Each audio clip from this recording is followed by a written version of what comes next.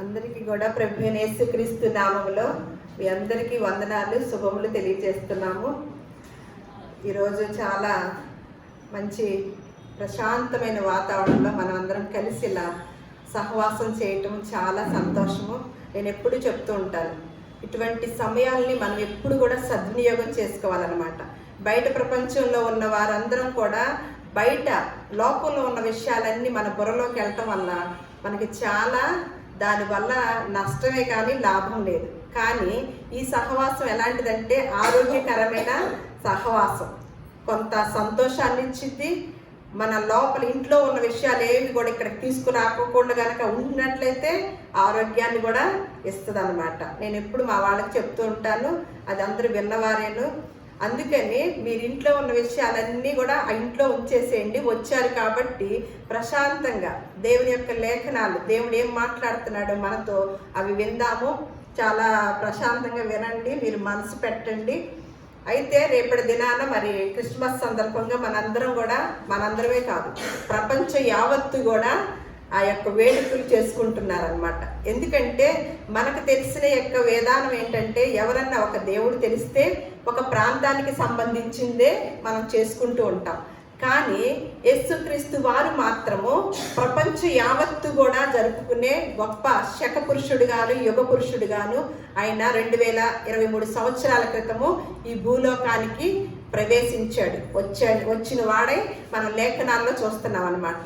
అంటే ఆ రోజున 2023 సంవత్సరాలని ఒక లెక్కను, అంటే ప్రపంచానికి లెక్కగా మనకి అలా రోమా ప్రభుత్వం కాలంలో జరిగిన విషయం అనమాట. యేసుక్రీస్తు వారు ఉన్నది ఎప్పుడంటే రోమా ప్రభుత్వం కాలంలో. వాళ్ళు చాలా కఠినంగా చాలా విధంగా ఉంటారనమాట. అయినప్పటికీ కూడా ఆ రోజు యేసుక్రీస్తు వారు జీవించినప్పుడు ఆయన యొక్క గొప్పతనాన్ని, ఆయనలో విశిష్టత ఉంటేనే తప్ప ఆయన్ని మధ్యవర్తిగాను ప్రపంచానికి కూడా లెక్కలకు గాను శక పురుషుడిగాను గుర్తించారు ప్రజలు. ఆనాటి ప్రజలకు సహితము కూడా గుర్తించారు. అంటే ఆయన చరిత్ర పురుషుడు, ఆయన చరిత్రలో ఉన్నవాడు, జీవించిన వాడు. ఏదైతే లేఖనాలు పాత నిబంధన గ్రంథంలో ఏవైతే ప్రవచనాలు చెప్పబడినాయో, మనమందరం పుట్టినప్పుడు ఏ ప్రవచనాలన్నా చెప్పారు ఎవరన్నా? భూలోకంలో ఎవరి గురించి కూడా ముందుగా ప్రవచించిన వారు కూడా లేరనమాట. ప్రపంచంలో మొత్తం లోకంలో ఉన్న మొత్తం చూసినట్లయితే ఒక్క యేసుక్రీస్తు వారి గురించే పాత నిబంధన కాలంలో ప్రవచించడం జరిగిందనమాట. ఆ జరిగినప్పుడు మరి కొత్త నిబంధనకు వచ్చేసరికి యేసుక్రీస్తు వారు పుట్టిన దినం రోజున మనం చూసుకుందాము. ఒకసారి మత్తయి సువార్త 1వ అధ్యాయము 20వ వచనం ఒకసారి చూడండి. మత్తయి సువార్త 1వ అధ్యాయము 20వ వచనము.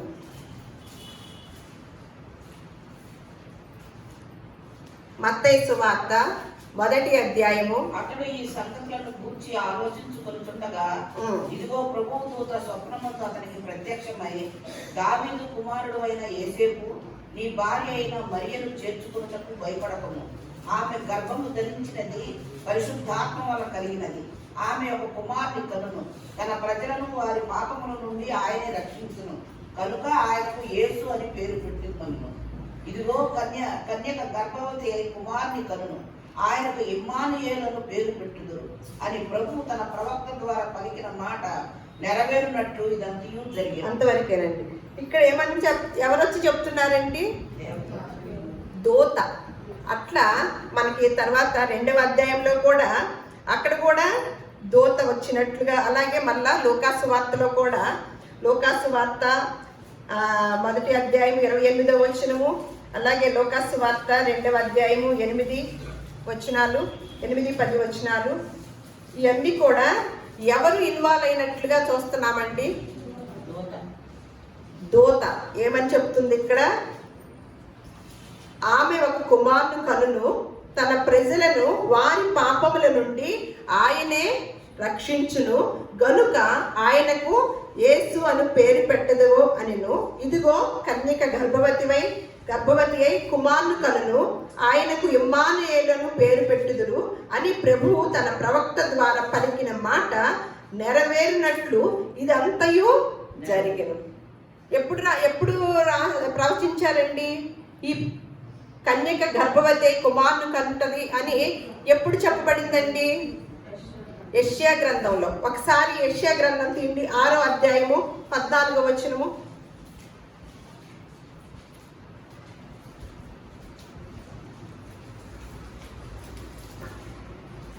6వ అధ్యాయము 13వ వచనం నుంచి చదువుదాం. దానిలో అతడు యెషయా గ్రంథము 6వ అధ్యాయము 13వ వచనం నుంచి 14వ వచనాలు చదువుదాం. 2 వచనాలు చదువుదాం. అతడు ఇలాగూ చెప్పెను, దావీదు వంశస్థులారా వినుడి, మనుషులను విసిగించుట చాలదనుకొని నా దేవుణ్ణి కూడా విసిగింతురా? కాబట్టి ప్రభువు తానే ఒక సూచన మీకు చూపును, ఆలకించుడి. కన్యక గర్భవతి అయి కుమారుని కని అతనికి ఇమ్మానుయేలు పేరు పెట్టుదు. ఇది క్రీస్తు పూర్వము చెప్పబడిన మాట అన్నమాట. ఏమంటున్నాడు ఇక్కడ యెషయా భక్తుడు? ఇదిగో, మనుషుల్ని విసిగించుట చాలదనుకొని దేవుణ్ణి కూడా విసిగిస్తున్నారా? అలా విసిగిస్తున్నారా? ఇదిగో, కొన్ని సంవత్సరాల తర్వాత ఎవరు పుట్టబోతున్నాడంట? కన్యక గర్భవతి అయి కుమారుని కంటది అని ఒక ప్రవచనం చెప్పి ఆయనే ఏంటంట? వారి పాపముల నుండి విడిపించును. యేసుక్రీస్తు వారు వచ్చిన యొక్క సిద్ధాంతము విధానం ఏంటండి? ఏం చేయడానికి వచ్చారు ఆయన? మనం చదువుకున్నాం కదా మత్తయి సువార్తలో. ఆయనే వారి పాపముల నుండి తన ప్రజలను రక్షించును అని చదువుకున్నాం. యేసుక్రీస్తు వారు వచ్చిన విధానము, మొదటి రాకడలో ఉన్న విధానం ఏంటి? మన పాపముల నుండి విడిపించడానికి, రక్షించడానికి రక్షకుడుగా వచ్చాడు. ఇదంతా కూడా పలానా గ్రామంలో పుడతాడు, పలానా వ్యక్తికి పుడతాడు, ఎప్పుడు పుడతాడో, ఏ వ్యక్తికి పుడతాడో, ఇవన్నీ కూడా ప్రవచనాలు చెప్పటం జరిగింది పాత నిబంధన గ్రంథంలో. అలాగే మన యెషయా గ్రంథంలో 9వ అధ్యాయంలో కూడా ఒక మాట ఉంటుంది. 6వ వచనం, 9:6. మనకు శిశువు పుట్టెను, మనకు కుమారుడు అనుగ్రహింపబడెను, ఆయన భుజము మీద రాజ్యభారం ఉండును. ఆశ్చర్యకరుడు, ఆలోచనకర్త, బలవంతుడైన దేవుడు, నిత్యుడకు తండ్రి, సమాధానకర్త, అధిపతి అని అతనికి పేర్లు పెట్టబడు.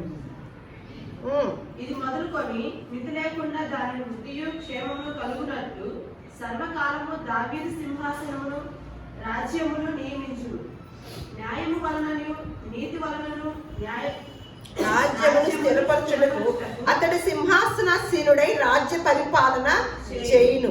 సైన్యములకు అధిపతి యెహోవా ఆసక్తి కలిగి దీనిని నెరవేర్చును. ఏమని చెప్పాడండి? మళ్ళీ ఇక్కడ కూడా ఏలయనగా మనకు శిశువు పుట్టెను, మనకు కుమారుడు అనుగ్రహింపబడెను. ఇదేంటి ఈ మాట? దీనికి ఒక కుటుంబానికి చెందిన యొక్క ప్రవచనమా? కాదు. ఏమన్నా శిశువు పుడితే ఎవరికి పుడతారు? మా ఇంట్లో పుడతారు, నాకు పుట్టారు అని అంటాము కాదు. కానీ ఇక్కడ ఏం ప్రవచనం అండి? ఏలయనగా మనకు శిశువు పుట్టెను, మనకు కుమారుడు అనుగ్రహించబడెను. ఆయన భుజాల మీద ఏం పెట్టాడంట? రాజ్యభారం పెట్టాడంట. ఏమనంట? ఈ న్యాయము వలనను నీతి వలనను అలాగే సర్వకాలము దావీదు సింహాసనమును రాజ్యమును నియమించును. న్యాయము వలనను నీతి వలనను రాజ్యమును స్థిరపరచును అని ఇవన్నీ ఎప్పుడు చెప్పారండి? యేసుక్రీస్తు వారు పుట్టక ముందే కొన్ని వందల సంవత్సరాల క్రితము, క్రీస్తుకు పూర్వము 1500-1000 సంవత్సరాల క్రితము చెప్పిన మాట అన్నమాట. అలా ఇన్ని మాటలు చెప్పటం జరిగింది కదా. ధర్మశాస్త్రాన్ని మోషే ద్వారా మన యొక్క పాత నిబంధన ఇశ్రాయేలు ప్రజలకి అనుగ్రహించాడు దేవుడు. ఆ ధర్మశాస్త్రములో కొన్ని ఆజ్ఞలు, నియమాలు, కట్టడాలు, ఇలాంటి మీ పాపాలకు సంబంధించిన పరిహారం గురించి అవన్నీ కూడా రాసి ఉన్నాయి అన్నమాట ఆ ధర్మశాస్త్రంలో. అలాగే పాత నిబంధన కాలంకి వచ్చేసరికి ఇలాంటి ప్రవక్తల ద్వారా, అనేక మంది ప్రవక్తల ద్వారా ప్రవచనాలు జరిగినాయి. మరి క్రొత్త నిబంధనకు వచ్చేసరికి ఏం చేయాలండి? ఇవన్నీ విన్నవారు ఏం ఎదురు చూస్తూ ఉండాలా? ఆ మెస్సయ్య కొరకు, ఆ క్రీస్తు కొరకు ఎదురు చూస్తూ ఉండాలా? లేకపోతే సైలెంట్గా ఉన్నట్టుగా మనం ఈ సువార్తల్లో చూస్తున్నామా? ఎవరికన్నా పట్టినట్టుగా ఉందా? ఎవరికి పట్టిందండి? ఎవరు వచ్చి చెప్తున్నారు? ఎవరిని పంపించాల్సి వచ్చింది దేవుడు? మళ్ళీ ఒకసారి అపొస్తల కార్యములు 3వ అధ్యాయం 24వ వచనంలో కూడా క్రొత్త నిబంధనలో కూడా పౌలు గారు గుర్తు చేస్తున్నారు అనమాట. కొత్త నిబంధనలో కూడా మన యొక్క ఆ శిష్యులు గుర్తు చేస్తున్నారు. ఒకసారి అపొస్తల కార్యములు 3వ అధ్యాయము 24 చూడండి. మరియు సమూయేలు మొదలుకొని ఏ దినము గురించి అంట? మరియు సమూయేలు మొదలుకొని ఎందరు ప్రవక్తలు ప్రవచించురో వారందరూ ఈ దినమున గురించి ప్రకటించిరి. ఆ ప్రవక్తలను దేవుడు అబ్రహాముతో నీ సంతానమందు భూలోక వంశములన్నీ ఆశీర్వదింపబడునని చెప్పి మీ పితరులతో చేసిన నిబంధనలకు మీరు వారసులై ఉన్నారు. ఎప్పుడు జరిగిందంట? యేసుక్రీస్తు వారు వచ్చినప్పుడు జరిగిందని ఇక్కడ చెప్తున్నారనమాట. అంటే ఇలాంటి ప్రవచనాలన్నీ కూడా విన్నారు కదా. ఎవరెవరు వినుంటారండి? ధర్మశాస్త్రం ఎవరికి ఇచ్చారు? ఇశ్రాయేలు ప్రజలకి. తర్వాత వారి కొరకు వారిని రక్షించడానికి చాలా కూడా కష్టపడ్డారు దేవుడు. చాలా విషయాల్లో వాళ్ళకి సపోర్ట్గా ఉన్నారు కదా. ఆ తర్వాత పాత నిబంధన గ్రంథం వచ్చేసరికి ఆ యెషయా గ్రంథంలోను అలాగే జకర్యాలోను కొన్ని ప్రవచనాలు కొన్ని ఉన్నాయి అన్నమాట. ఇవన్నీ శాస్త్రులు పరిసయ్యులు అనేవారు క్రొత్త నిబంధనలో మనకి చూస్తాం, అందులో కూడా చూస్తూ ఉంటాం. వీళ్ళందరూ ధర్మశాస్త్రాన్ని చదివిన వారైనా? శాస్త్రులు పరిసయ్యులు అంటే ఎవరండి? ఏం చేసేవారు? ఎలాంటి వారు? శాస్త్రులు అంటే ఏంటి? ధర్మశాస్త్ర ఉపదేశకులని మనము క్రొత్త నిబంధనలో వింటూ ఉంటాం అనమాట. మరి ధర్మశాస్త్రాన్ని పఠించిన వారు కదా, పాత నిబంధనలో ఉన్న విషయాలన్నీ కూడా గమనించిన వారుగా ఉంటారు కదా. మరి యేసుక్రీస్తు వారు భూలోకానికి వస్తాడు, కన్యక మరియ గర్భాన జన్మిస్తాడు, ఆయనే వారి పాపముల నుండి పరిహరిస్తాడు, విమోచిస్తాడు, రక్షిస్తాడు అనే ప్రవచనాలన్నీ ధర్మశాస్త్రంలో వాళ్ళు పాత నిబంధన గ్రంథంలోను అవన్నీ కూడా పాత నిబంధన గ్రంథం ఉందండి. క్రొత్త నిబంధన గ్రంథము వచ్చాక రెండు కలిపి మన చేతుల్లో పెట్టడం జరిగిందనమాట. అయితే అవన్నీ తెలిసిన వారై ఉన్నప్పుడు ఎంతమంది ఎదురు చూడాలండి? ఇప్పుడు మనందరికి తెలిసింది ఈ విషయం. యేసుక్రీస్తు వారు వస్తారు, ఎప్పుడో తెలీదు కానీ వస్తారు, ఇలా కన్యక గర్భాన పుడతారు అని ఇప్పుడు మనకు చెప్పారనుకోండి, ఎంతమంది ఎదురు చూస్తామా? ఆ ధ్యాసలో ఉంటామా? మన పని పాటల్లో ఉంటామా? నిజంగా చెప్పండి. మరి శాస్త్రులు పరిసయ్యులు కూడా ఆ ధర్మశాస్త్రాన్ని పఠించేవాళ్ళు కదా, ఆ దేవునికి సంబంధించిన కార్యక్రమాలన్నీ చేసేవారు కదా. మరి వారు ఎందుకు ఇక్కడ లేరు? మీకు సువార్తలో రిఫరెన్స్లు ఇచ్చాను. అక్కడ ప్రతి చోట కూడా ఎవరు ఉంటున్నారు? మరి దూతను పంపించాల్సిన అవసరత ఎందుకు ఏర్పడింది దేవుడికి? ఎదురు చూడాలి కదా. ఇదిగో రాబోతున్నాడు, ఇది ఏ కాలంలో వస్తాడో తెలియదు అని ఎదురు చూడాలి కదా. కానీ ఎందుకని అలా ఎదురు చూడలేకపోయారు? మనకేమనిపిస్తుంది ఇప్పుడు? అయ్యో ఎందుకు ఎదురు చూడలేదు, అలా దేవుడికి ఇబ్బంది పెట్టించారేంటి అని అనిపిస్తుందా? క్రిస్మస్ అంటే సందడి చేసుకోవటం, ఇల్లు శుభ్రము చేసుకోవటం, ఒళ్ళు శుభ్రం చేసుకోవటం, కొత్త బట్టలు కట్టుకోవటం, కొనుక్కోవటం, పప్పలు వండుకోవటం, ఇలా 2023 సంవత్సరాల నుంచి కూడా అదే నేర్చుకున్నాం అనమాట. యేసుక్రీస్తు వారు వచ్చి 2023 సంవత్సరాల క్రితమే వచ్చాడు. ఒక పాట పాడుకున్నాం, బాలుడు కాదు ఆయన, బలవంతుడైన యేసు అనమాట. ఆయనకి ఏం పేరు పెట్టబడుతుంది? ఆయనకి ఆశ్చర్యకరుడు, ఆలోచనకర్త, నిత్యుడగు తండ్రి, సమాధానాధిపతి, ఇంకా రాదా? బలవంతుడగు దేవుడు. ఇంత పేరుంది కదా. మనం ఏం చేశాము? ఆయనకి ఆ పేరు పెట్టబడిద్దని పాత నిబంధన గ్రంథంలోనే యెషయా గ్రంథంలో రాసి ఉంచారు. మరి మనం బాలుడుగా చూస్తున్నామా? ఆయన్ని బలవంతుడుగా చూస్తున్నామా? వచ్చేసాడు, అయిపోయింది, ఆయన కార్యక్రమాన్ని ముగించుకొని వెళ్ళాడు. మరి మనం ఎవరిని ఏ విధంలో ఏ మందిరాల్లోకి వెళ్ళినా, ఏ చర్చిల్లోకి వెళ్ళినా, భాష చర్చ్ అంటే అర్థమవుతుందని మందిరం అనాలన్నమాట. ఎందులోకి వెళ్ళినా ఏం పెడతారండి క్రిస్మస్ రోజున? ఇంకా ఇంకా ఆయన్ని బాలుడిగానే చూస్తాం, ప్రతి సంవత్సరము ఆనందించటం. మరి అప్పుడు పాత నిబంధన ప్రజల్లో, ఆ పాత నిబంధన కాలంలో అన్ని ప్రవచనాలు చెప్పినప్పుడు అక్కడ క్రొత్త నిబంధనకు వచ్చి యేసుక్రీస్తు వారు పుట్టే సమయానికి వచ్చేసరికి అక్కడ ఎవరైనా ప్రత్యేకమైన వాళ్ళు ఉన్నారా? దూత చెప్పింది అయిపోయింది. కానీ ఆయనకి మరి పడుకోబెడటానికి స్థలం ఉందా? ఏర్పాటు చేశారా? సిద్ధపడిన వారైతే ఏం చేయాలి? చెయ్యాలి కదా, ఏర్పాటు చేయాలి కదా. వాళ్ళకి స్థలం లేక ఆ మరియమ్మ ఎంతో, యోసేపు ఎంతో ఇబ్బందికి గురయ్యి వాళ్ళకి స్థలం కూడా లేకపోతే ఎక్కడ పడుకోబెట్టారు యేసుక్రీస్తు వారిని? అంటే అన్ని ప్రవచనాల ద్వారా చెప్పి చెప్పి చెప్పి ఉంచి సిద్ధం చేసి, ఇదిగో మీ కొరకు మీ పాపాలని పరిహరించడానికి ఇదిగో ప్రభువైన యేసుక్రీస్తు నా కుమారుణ్ణి ఈ లోకానికి, భూలోకానికి పంపిస్తున్నాను అని తెలియచేశాడు కదా తండ్రి మనకు ముందుగానే. మరి ఎంతమంది సిద్ధపడినట్లు మనం సువార్తల్లో చూస్తున్నాం. ఎంతమంది సిద్ధపడి ఉన్నారు? అప్పుడు వారు సిద్ధపడలేదు. ఇప్పుడు మనం తర్వాత ఏమన్నారు? క్రైస్తవులు అన్నారనమాట. ఇప్పుడున్న క్రైస్తవులమైన మనము ఎంత సిద్ధపాటుగా ఉన్నాము? పండగ దినానికి రెడీ చేసుకుంటున్నామా?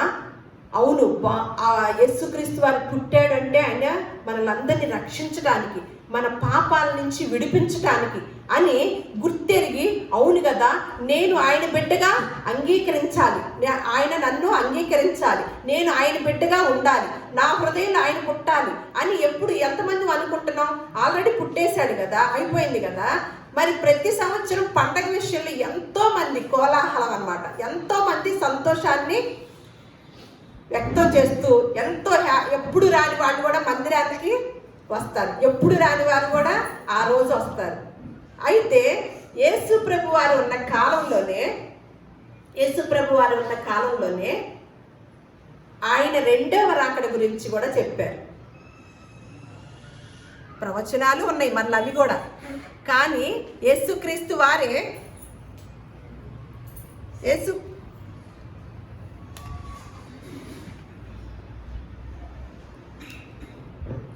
మత్తయి సువార్త 4వ అధ్యాయం 16వ వచనం ఒకసారి చూడండి.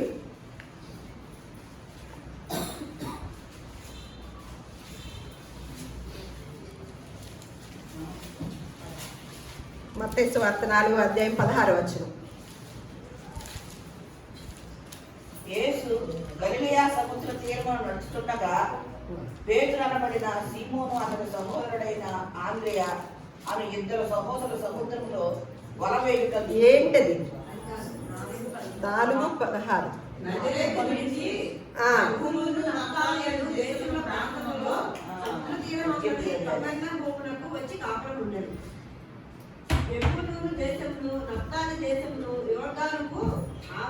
సముద్ర తీరమున అన్ని జనులు నివసించు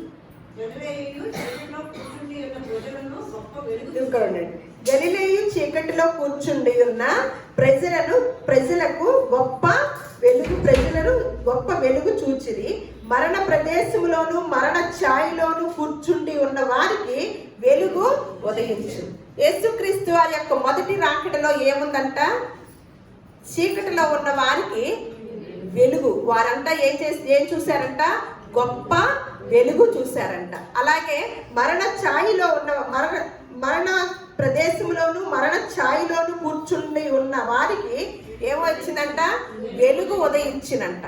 యేసుక్రీస్తు వారి మొదటి రాకడలోని విధానం అన్నమాట. మనందరికీ కూడా ఆ మరణం నుంచి, రెండవ మరణం నుంచి తప్పించడానికి, మన పాపముల నుంచి విడిపించడానికి వచ్చాడు మొదటి రాకడలో. ఆయన మొదటి రాకడలో ఏం చూశారు? అక్కడ ఉన్న ప్రజలు గొప్ప వెలుగు చూశారు. మరి రెండవ రాకడలో ఏం చూస్తారు? ఒకసారి ఆమోసు గ్రంథము 5వ అధ్యాయము, ఇవి కూడా ప్రవచనాలు ఉన్నాయి. అప్పుడున్న ప్రజలు ఏమన్నా యేసు మొదటి రాకడిని గుర్తించలేకుండా ఒక దేవదూతల పాత్రే కనపడుతుంది. ఇశ్రాయేలు పాత్ర, అలాగే శాస్త్రుల పాత్ర, పరిసయ్యుల పాత్ర, అక్కడున్న ప్రజల పాత్ర కనిపించలేదు. మరి రెండవ రాకడ గురించి ప్రభువైన యేసుక్రీస్తు వారే చెప్పాడు. అవి మనం తర్వాత చూద్దాము. అలాగే ప్రవచనాలు కూడా చెప్పబడ్డాయి.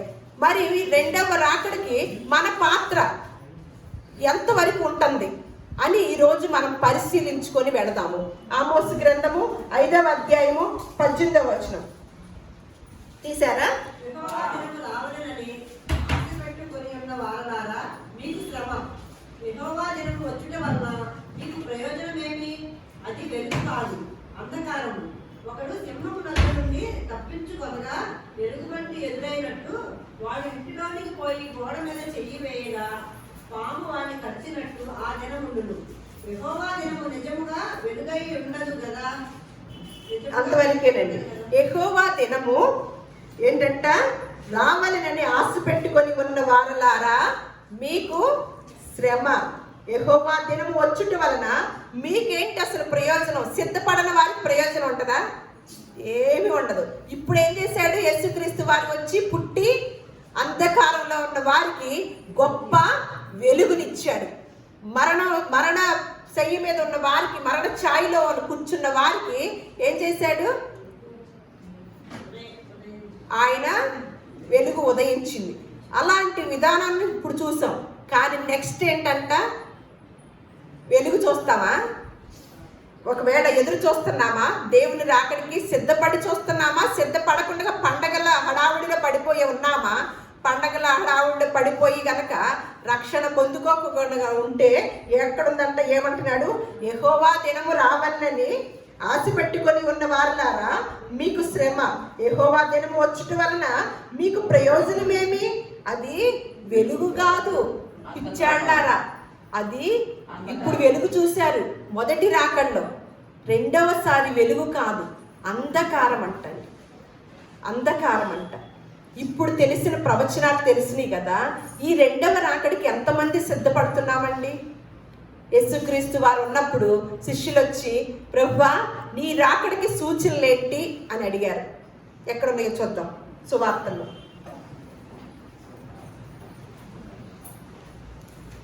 ఒకసారి మత్తయి సువార్త 24వ అధ్యాయము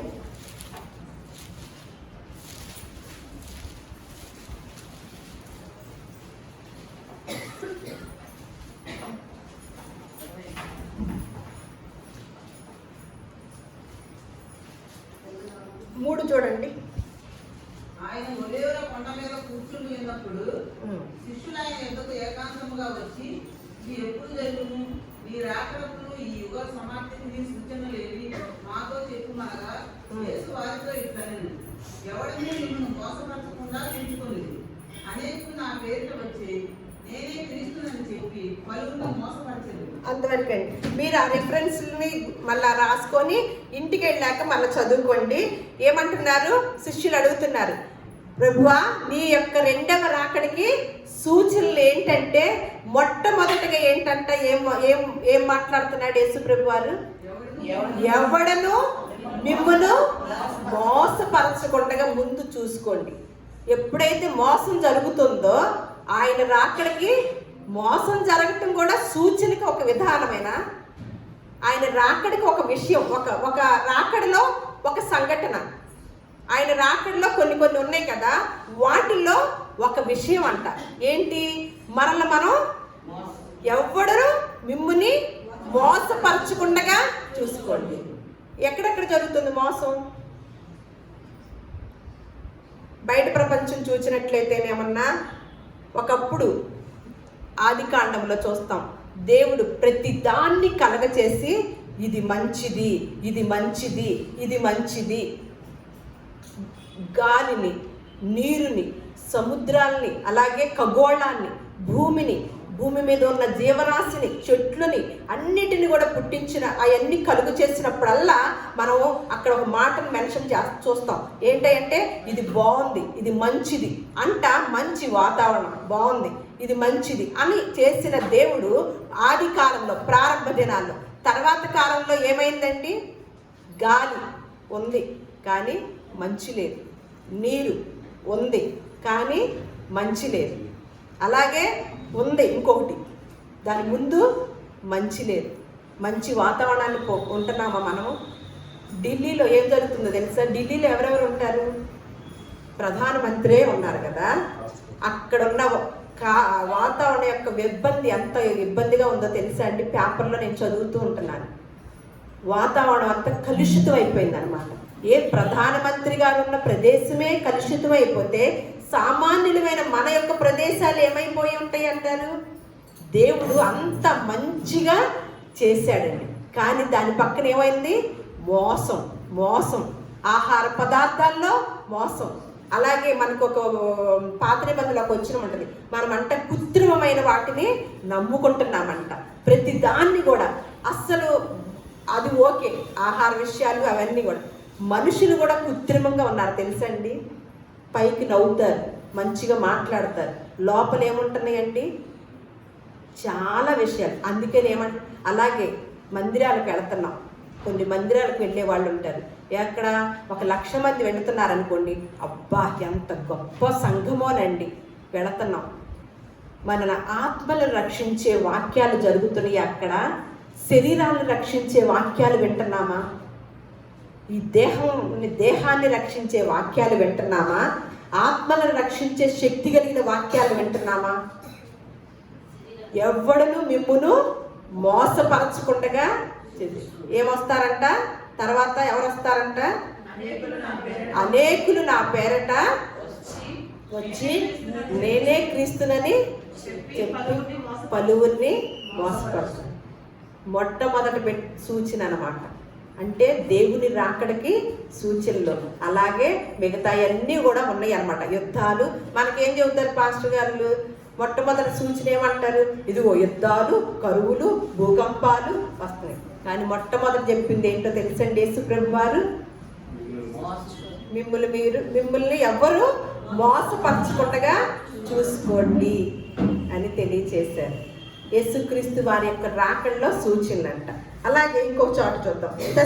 మొదటి తెస్సలోనికి రాసిన పత్రిక 4వ అధ్యాయము 14వ వచనము 16వ వచనం 16 వరకు. మొదటి తెస్సలోనికి రాసిన పత్రిక.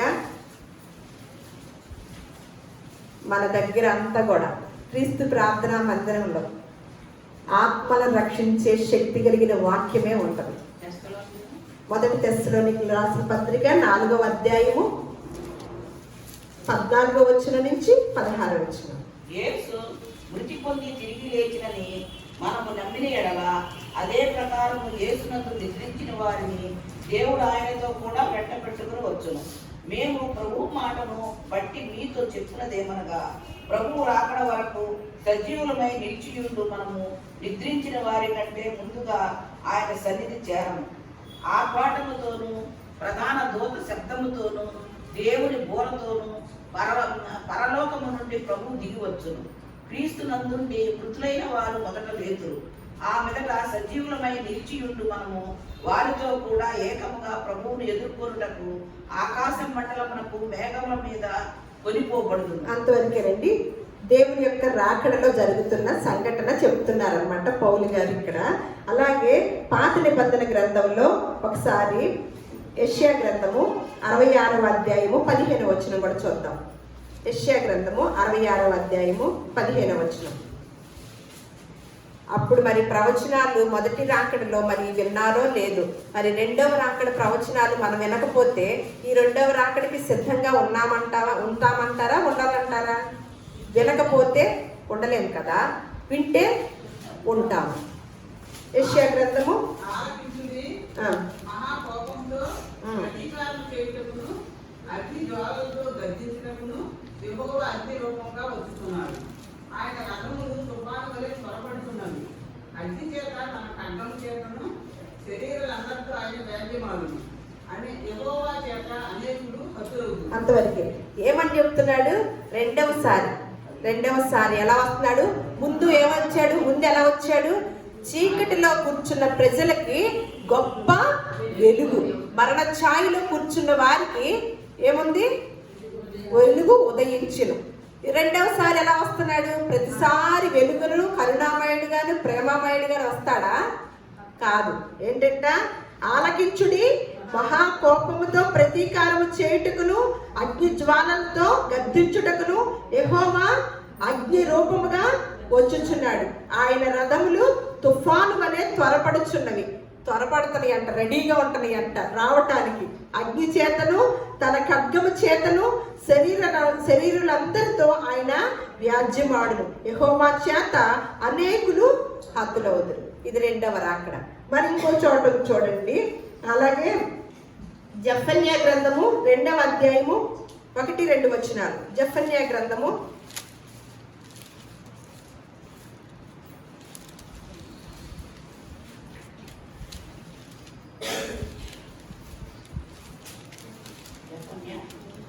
2:1-2 వచనాలు. 2వ అధ్యాయం 1-2 వచనాలు. దిక్కుమాలిన జనులారా కూడి రండి, పొట్టుగాలికి ఎగురునట్లు సమయం గతించుతున్నది.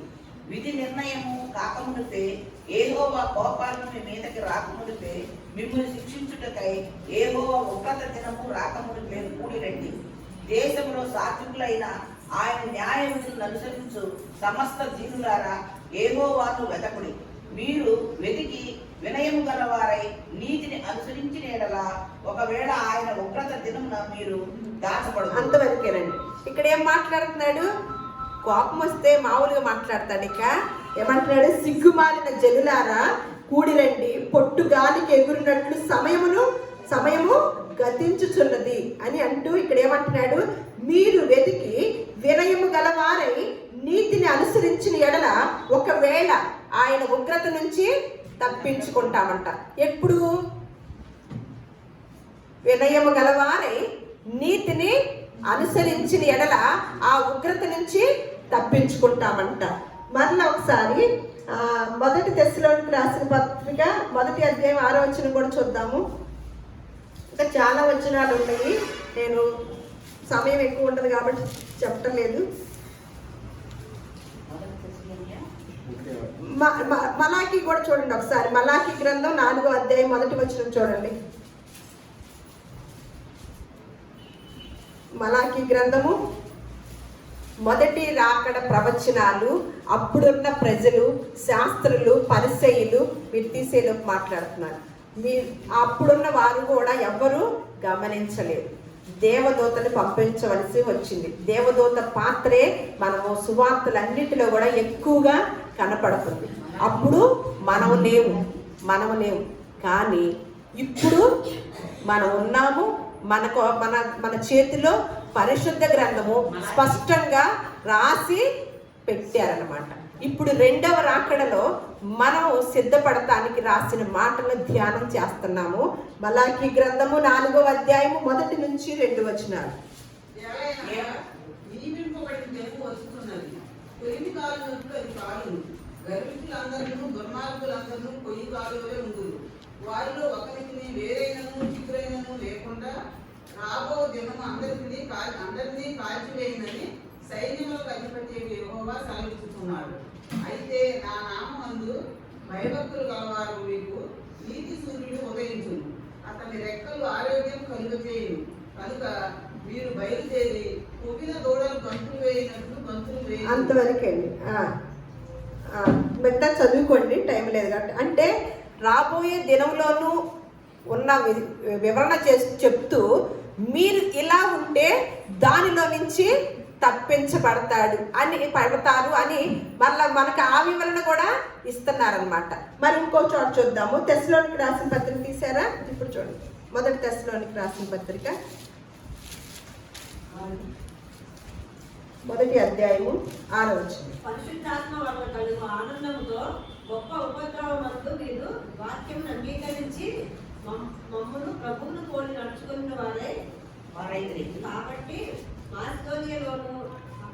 అంతవరకేనండి. అది తర్వాత ఒకసారి రోమా పత్రిక కూడా తీయండి. రోమా పత్రిక 8వ అధ్యాయము 34వ వచనం. రోమా పత్రిక 8వ అధ్యాయము 34వ వచనం. శిక్ష విధించి వాడెవడు? చనిపోయిన క్రీస్తు యేసే. అంతేకాదు మృతుల నుండి లేచిన వాడును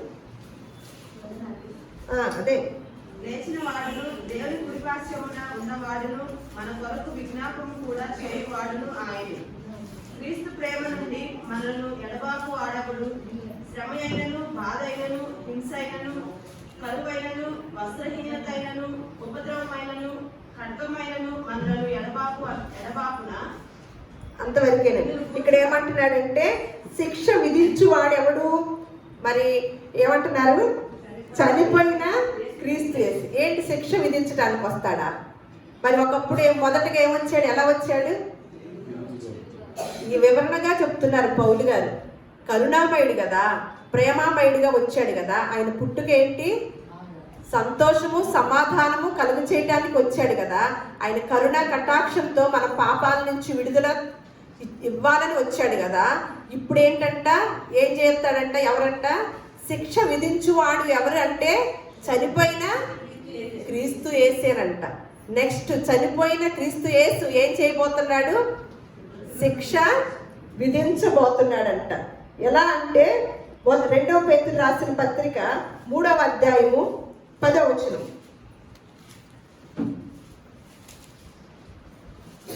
అయితే ప్రభువు దినము దొంగ వచ్చినట్లు వచ్చును. ఆ దినమున ఆకాశములు మహాధ్వనితో గతించిపోవును, పంచభూతములు వికటమైన వేంద్రముతో లయమైపోవును, భూమి దాని మీదనున్న కృత్యములను కాలిపోవును. ఇవన్నీ ఇట్లు లయమైపోవునని కనుక ఆకాశములు రవులు కొని లయమైపోవునట్టు, పంచభూతములు మహావేంద్రముతో కరిగిపోవునట్టు, దేవుని దినపు రాకడ కొరకు కనిపెట్టుచు దాన్ని ఆశతో ఆపేక్షించుచు మీరు పరిశుద్ధమైన ప్రవర్తనతోనూ భక్తితోనూ ఎంతో జాగ్రత్త గలవారై ఉండవలెను. అయినను మనం ఆయన వాగ్దానమును బట్టి కొత్త ఆకాశముల కొరకును కొత్త భూమి కొరకును కనిపెట్టుచున్నాము. అంతవరకేనమ్మా. ఇక్కడ ఏమంటున్నాడంటే కొంచెం 8 నుంచి చూద్దాం.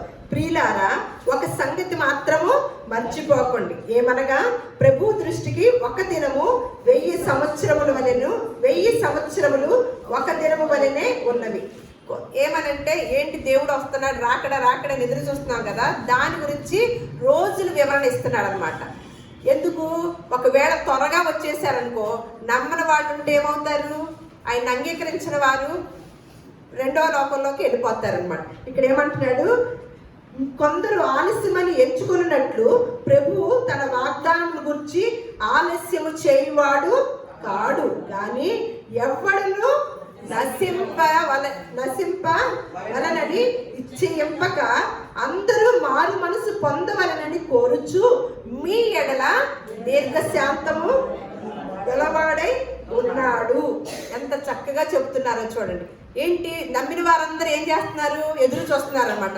ఆ ప్రభువా ఎప్పుడు వస్తావు నాయనా, ఎప్పుడు వస్తావు నాయనా అని. కానీ మీరు అనుకున్నట్లుగా నేనేం ఆలస్యము చేయటం లేదు. ఇంకా కొంతమంది ఉన్నారే, వారేమవ్వాలంట? మారు మనసు పొందుకోవాలని ఆయన దీర్ఘశాంతంతో ఎదురు చూస్తూ ఉన్నాడంట. కానీ ప్రభు దినం ఎలా వచ్చిందంట? అయితే ప్రభు దినము దొంగ వచ్చినట్లు వచ్చును. ఆ దినమున ఆకాశములు మహాధ్వనితో గతించిపోవును, పంచభూతములు మిక్కటమైన వేంట్రముతో లయమైపోవును, భూమియు దాని మీదనున్న కృత్యములను కాలిపోవును. ఇవన్నీ ఇట్లు లయమై పోవునవి గనుక ఆకాశము రవులుకొని లయమైపోవునట్టు, పంచభూతములు మహావేంట్రముతో కరిగిపోవునట్టు దేవుని దినపు రాకడ కొరకు కనిపెట్టుచు దానిని ఆశతో ఆపేక్షించుచున్నవంట. చూడండి ఏమవుతుందంట? 2వ రాకడంటే మామూలుగా ఉంటుందా? మహావేంద్రంతోనంట అంతా కూడా లయమైపోతుందంట. ఇవన్నీ కూడా రాసి ఉంచారు, ఇవన్నీ ప్రవచనాలు అనమాట. అలాగే ఇంకొక చోట చూద్దాము. ఏప్రిల్కి రాసిన పత్రిక 9వ అధ్యాయము 26వ వచనం. ఏప్రిల్కి రాసిన పత్రిక 9వ అధ్యాయము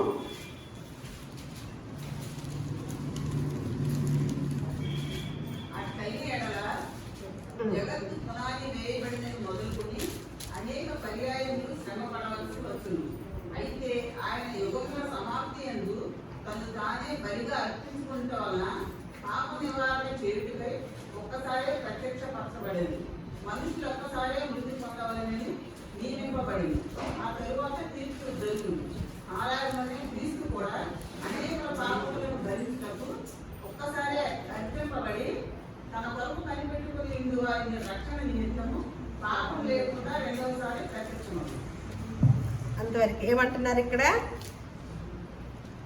జగత్తు పునాది వేయబడినది మొదలుకొని. అయితే ఆయన యుగముల సమాప్తి యందు తన్ను తానే బలిగా అర్పించుకొనట వలన పాప నివారణ చేయుటికై ఒక్కసారే ప్రత్యక్షపరచబడిన మనుషులు ఒక్కసారే మృతి పొందవలనని నియమింపబడిను. ఆ తర్వాత తీర్పు జరుగును. అలాగుననే క్రీస్తు కూడా అనేకుల పాపములను భరించుటకు ఒక్కసారి అర్పింపబడి తన కొరకు కనిపెట్టుకొని ఉంటూ వారి రక్షణ నిమిత్తము పాపము లేకుండా ఎప్పుడు వస్తున్నాడు, ఏం చేస్తున్నాడంట, రెండవసారి ప్రత్యక్షం అవ్వబోతున్నాడు. అంతకుముందు మొదటిసారి ఎలా వచ్చాడు? ఆయనే తన ప్రజల యొక్క పాపములను నుండి విడిపించాలని ఆయన శిలువ మరణంలో మన పాపాలన్నీ కూడా వేసుకొని శిలువ త్యాగమయ్యి రక్తాన్ని చిందించాడు అన్నమాట. రెండవసారి ఎలా వస్తున్నాడంట? పాపము లేకుండా, ఇక పాపాలు వేసుకోవటానికి కుదరదనమాట, పాపము లేకుండా వస్తున్నాడంటండి. ఎంత ఆశ్చర్యమో చూడండి. అందుకనే లోకాసు వార్తలో మళ్ళీ యేసు ప్రభు వారు ఉన్న కాలంలోనే చెప్తున్న మాట అనమాట. మనం దేనికి సిద్ధపడతామండి ఎక్కువగా? రేపు పండగ, ఇవాళ ఏం చేస్తాం చెప్పండి? నిజంగా ఇళ్లలో ఏం చేసి వచ్చి ఉంటారు చెప్పండి? ఏం రెడీ చేసుకొని వచ్చి ఉంటారు? ఆలస్యంగా వచ్చారా, టయానికి వచ్చారా చెప్పండి? అలాగే పండగ అంటే కొంచెం ప్రార్థన కూడా లేటుగా వస్తాం. రేపు మళ్ళీ చాలా పనులు ఉన్నాయి, ఇవాళ పనులు ఉంటాయి కదా. యేసుక్రీస్తు వారే చెప్తున్నారు. అదే ఇంకొక దానికి ఒక పెళ్లి కార్యక్రమం మన ఇంట్లో జరుగుతుంది. ఎన్ని రోజుల నుంచి సిద్ధం చేస్తాం? ఒక పెళ్లి కార్యక్రమే జరుగుతుంది, ఎన్ని రోజుల నుంచి సిద్ధపడతాం? అది కూడా చెప్పండి. రోజుల, నెలల? పెళ్లి కార్యక్రమం జరిగేటప్పుడు రోజుల ఏం లేదు, కొంచెం 10 నిమిషాలైనా మిమ్మల్ని ఉంచుదామని, ఏం పర్వాలేదు అని. ఎందుకంటే ఇప్పుడు కూడా వచ్చిన వాళ్ళు ఉన్నారు కాబట్టి కొంచెం 10 నిమిషాలు వాళ్ళన్నా వింటారు కదా. 10 మాటలన్నా, ఒక 2 మాటలన్నా వినపడుతుందా? అక్కడైతే మీకు వినపడుతుందా? మీ పెళ్ళికి ఎన్ని రోజుల నుంచి సిద్ధపడ్డారు మీ ఇంట్లో? బాగున్నాడు అడగనా శ్రీకాంత్?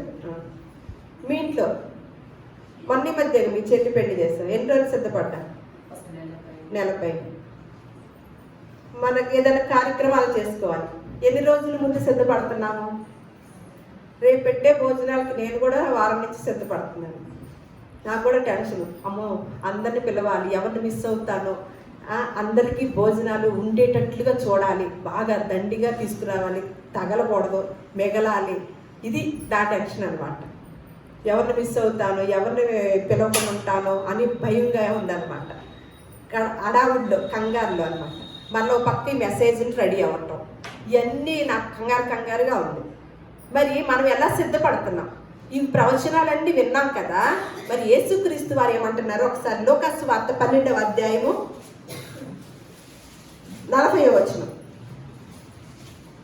లోకాసు వార్త 12వ అధ్యాయము 40వ వచనం. అనుకొనని గడియలో మనిషి కుమారుడు వచ్చిన కనుక మీరును సిద్ధముగా ఉండుడని చెప్పాను. అంతవరకు ఎలా వస్తాడంటే మనిషి కుమారుడు? అనుకునే గడియలోనా? అనుకొనని గడియలో. అనుకున్న వాటికి ఎంత సిద్ధపడుతున్నాము? అనుకున్న వాటికి బాగా సిద్ధపడుతున్నాం కదా. మరి అనుకొనకుండగానే వస్తాడంట. మనం అనుకుంటాం ఒక డేటు కాదు, ఆ డేట్ కాదు, అసలు మనకు తెలియకుండానే వస్తాడంట. అప్పుడు ఎన్ని రోజులు, ఎన్ని నెలలు, ఎన్ని సంవత్సరాల నుంచి సిద్ధపడాలి? భయం వేయాలి కదా. అసలు నేను అనుకోకుండా ఆయన అదిగాక మనకు అర్థమయ్యే భాషలో చెప్పాడు, నేను దొంగలాగా వస్తానన్నాడు. నిజంగా మీ ఇంట్లోకి ఈరోజు రాజుగారు ఇంట్లో దొంగ పడుతున్నాడని ఎవరో కబురు వచ్చింది. రాజుగారు ఏం చేస్తారు? మొత్తం అయ్యా తలుపు తీసేసి ఉంచి ఎందుకయ్యా శుభ్రంగా కష్టపడకుండా తీసుకెళ్ళిపోయా అనుకుంటారా? బాగా బందోబస్తు చేసేసి సాధ్యమైతే పోలీసులు కూడా పెట్టేసుకుంటారనమాట. ఎంత ఇదిగా ఉంటారనమాట. అంతే కదా, సిద్ధంగా అమ్మో ఎదుర్కోవాలి, ప్లాన్గా ఉండాలి, వాళ్ళని ఎలాగైనా సరే రానియకుండా ఉండాలని చెప్పి. అందుకనే మీ దేవుడి యొక్క రాకడ ఎలా ఉంటుందంట? దొంగలాగా వస్తానని. అంటే దొంగ ఎప్పుడు వస్తాడో మనకు తెలియదు కదా, ఏ సమయంలో వస్తాడో కూడా తెలియదు. అలా ఉందని కూడా మనకు అర్థమయ్యే రీతిలో చెప్పాడనమాట. ఇక్కడేమంటున్నాడు? మీరు అనుకొనని గడియలో మనుష్య కుమారుడు వచ్చును గనుక మీరును సిద్ధముగా ఉండండి. ఇవన్నీ మనకి రెండవ రాకడ ప్రవచనాలు విన్నారా అందరూ? ఇప్పుడు మొదటి రాకడ ప్రవచనాలు ఎవరు విన్నారు? అప్పుడు మనం లేము. కానీ విన్నవారు యేసు ప్రభు వారు పుట్టినప్పుడు వచ్చారా? తెలుసుకున్నవారు కనపడ్డారు అక్కడ? ఎక్కడన్నా శాస్త్రులు కానీ, పరిసయ్యులు కానీ, యూదులు రాజుగా పుట్టిన వాడు ఎక్కడా అంటూ ఎవరు వచ్చారు? జ్ఞానులు వచ్చారు. వాళ్ళకి తెలిసింది యూదులు రాజుగా పుట్టినవాడు ఎక్కడ. రాజుగా పుట్టినాడు రాజ్యాల్లోనూ రాజుల సింహాసనం ఆ కోటలో ఉంటాడని ఎతకటానికి వచ్చారు పాపం వాళ్ళు. కానీ ఈ రాజుగారు ఎక్కడ పుట్టారు ఎక్కడో. కానీ పడుకోబెట్టుకోవడానికి కూడా స్థలము లేకుండా ఎవ్వరు పట్టించుకోలేదు. ఎవ్వరు కాలదాన్నాడు మరియమ్మ యోసేపు వెళ్ళిపోతున్నారు.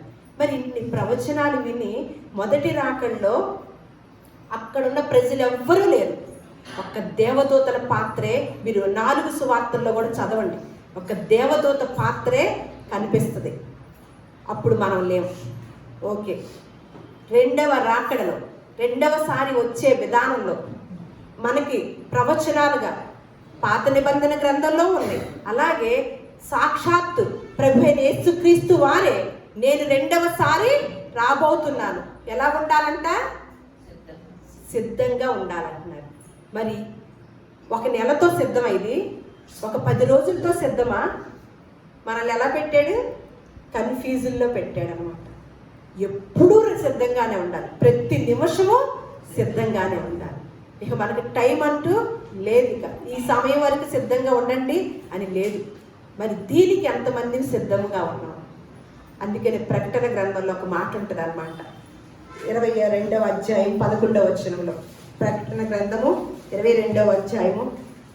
మనము అంతా కూడా మానవులమైన మనము ఈ మానవ జీవితాన్ని ఇస్తే ఇది ఒక ఆషామాషి జీవితం అని మన ఇష్టానుసారంగా ఈ లోకంలోకి మన ఇష్టానుసారంగా వచ్చేసాం. కాబట్టి మనం ఇష్టం వచ్చినట్లు జీవించేయచ్చు అని అనుకుంటూ చాలామంది జీవిస్తున్నారు. కానీ ఇది తక్కువ కాలం, సదాకాలం కూడా ఒక చోట ఉండవలసి వచ్చింది. 2 లోకాలు ఉన్నాయి. ఒకటి పరలోకం, రెండోది నరకలోకం. ఒకటి స్వర్గలోకం, 2 నరకలోకం. ఆ 2 లోకాల్లోకి వెళ్ళేది, నిర్ణయించుకునే ప్లేస్ ఏది, వెళ్ళాలో లేదో అనేది భూలోకం. ఈ భూలోకంలోనే నిర్ణయించుకునే ప్లేస్. అక్కడంట అగ్ని ఆరదు, పురుగు చావదంట. ఈ కుటుంబాల్లో వచ్చే సమస్యలకే తట్టుకోలేని శరీరాలు, తట్టుకోలేని దేహాలు ఇంత బాధపడుతుంటే మామూలుగానే సమస్యలకి మనల్ని ఎవరు అంటించరు. ఒక వేడి అదే కాలేది ఏది కర్ర కూడా అంటించరు. కానీ సమస్యలకి అల్లాడిపోతున్నాం కదా. కానీ తర్వాత వ్యక్తిగతంగా ఎవరిది వాళ్ళే అన్నమాట అనుభవించడానికి వెళ్ళవలసిన చోటు ఒకటి ఉంది. నెమ్మదైన చోటు, ఎప్పుడు యాతన పడే చోటు. ఈ లోకంలో ఉండగానే నిర్ణయించుకోవాలి. చూసి అందుకని ఏమంటున్నాడు? సిగ్గుమాలిన ప్రజలారా అని భాష మాట్లాడుతున్నాడు. ప్రకటన గ్రంథము 22వ అధ్యాయం 11వ వచనం. అన్యాయం చేయవాడు ఇంకను అన్యాయమే చేయును, అపవిత్రుడైన వాడు ఇంకను అపవిత్రుడుగానే ఉండనివ్వు, నీతిమంతుడు ఇంకను నీతిమంతుడుగానే ఉండనివ్వు, పరిశుద్ధుడు ఇంకను పరిశుద్ధుడుగానే ఉండనివ్వు. ఇదిగో త్వరగా వచ్చుతున్నాను, వాని క్రియల చొప్పున ప్రతి వానికి ఇచ్చుటకు నేను సిద్ధపరిచిన జీతము నా యొద్ద ఉన్నది. అంతవరకే. నేనే అల్ఫాయు ఓమెగా, మొదటి వాడను కడపడు, ఆదియు అంతము. ఏమంటున్నాడు ఇక్కడ? ఇక చివరిసారి డిక్లేర్ చేశారనమాట ఒక మాటని. అన్యాయస్తుడు, అన్యాయము చేయువాడు ఇంకనూ నీకు వింటలేదా? వాడిని చేస్తానే ఉండలేవు, వాడి పని నేను తర్వాత చూస్తాను.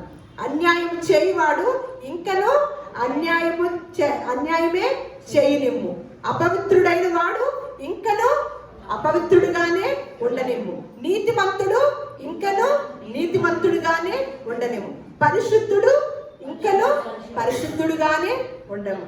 ఎందుకంట ఇదిగో త్వరగా వచ్చుచున్నాను, వాని వాని క్రియల చొప్పున ప్రతి వానికి ఇచ్చుటకు నేను సిద్ధపరిచిన జీతము ఇదిగో నా యొద్ద ఉంది అని ఎంత స్పష్టంగా జీతం అంటే అర్థమవుతుంది కదా, ఆ భాష అయితే బాగా అర్థమైంది.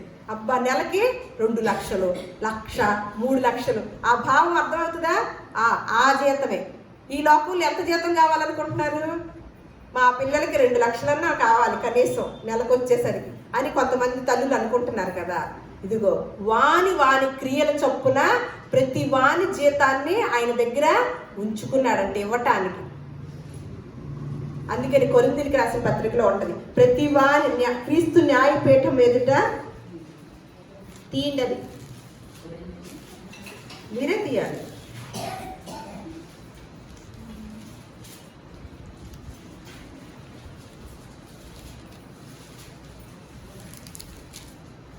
ఎవరు తీస్తారు? 2వ కొరింథీయులకు రాసిన పత్రిక. మరి అది బైబిల్ గ్రంథం ఆదివారం తీయటము, నేను మొన్న కూడా మాట్లాడాను. అసలు మన దగ్గర ఉన్న వస్తువులలో, అన్ని వస్తువులలో నలిగిపోనిదేంటి? బైబిల్ గ్రంథం. ప్రతి వస్తువు నలిగిపోద్ది, ప్రతి వస్తువు నల కొట్టేసుకుంటాం, వాడేసేస్తాం. కానీ చక్కగా నలగకుండా ఉండే వస్తువు ఏంటి? పుస్తకం, బైబిల్ గ్రంథం. 2వ కొరింథీయులకు రాసిన పత్రిక 5వ అధ్యాయము 10వ వచనం. ఎందుకనగా తాను జరిగించిన క్రియల చొప్పున అవి మంచివైనను సరే చెడ్డవైనను సరే దేహంతో జరిగించిన వారి ఫలమును ప్రతివాడును పొందినట్లు మనమందరము క్రీస్తు న్యాయపీఠం ఎదుట ప్రత్యక్షము కావలేదు. అంతవరకు ఏంటంట? దేనితో చేసే పనులకి? ఈ దేహంతో చేసే, తాను జరిగించిన క్రియల చొప్పున అవి మంచివైనను సరే చెడ్డవైనను సరే ఈ దేహంతో జరిగిస్తున్నామే. చెడ్డ పనులు, మంచి పనులు, అవి మంచివైనను సరే చెడ్డవైనను సరే ఎవరి దగ్గరికి వెళ్తాయి అంట? క్రీస్తు న్యాయపీఠం దగ్గరికి అంట.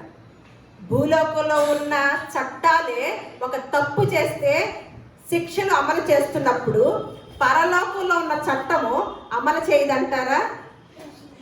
అమలు చేస్తుందా? తప్పకుండా అమలు చేస్తుంది. అందుకని ఈ ప్రవచనాలన్నీ విన్న మనము దేవుని యేసుక్రీస్తు వారి 2వ రాకడలో మన పాత్ర ఎంత ఉందో అని మనం పరిశీలించుకుంటే రేపు శుభ్రంగా క్రిస్మస్ చేసుకోవచ్చు, చాలా హ్యాపీగా చేసుకోవచ్చు అన్నమాట. మన పాత్ర, మనకిచ్చిన ప్రవచనాలు, మనకి దేవుడు మాట్లాడిన మాటలు, ఇప్పుడున్న క్రొత్త నిబంధన ప్రజలమైన మనకు యేసుక్రీస్తు వారు చెప్పిన 2వ రాకడ సూచనలు ఏవైతే ఉన్నాయో, 2వ రాకడకి ఏమని చెప్పారో సిద్ధపడమని, ఎప్పుడు వస్తాడో తెలియదు కాబట్టి మీరు ఎల్లప్పుడూ ఎప్పుడునూ సిద్ధ. అందుకని చాలా చోట్ల చెప్తారు, మెలకువగా ఉండండి, మెలకువగా ఉండండి. నిద్ర పోకుండగానా?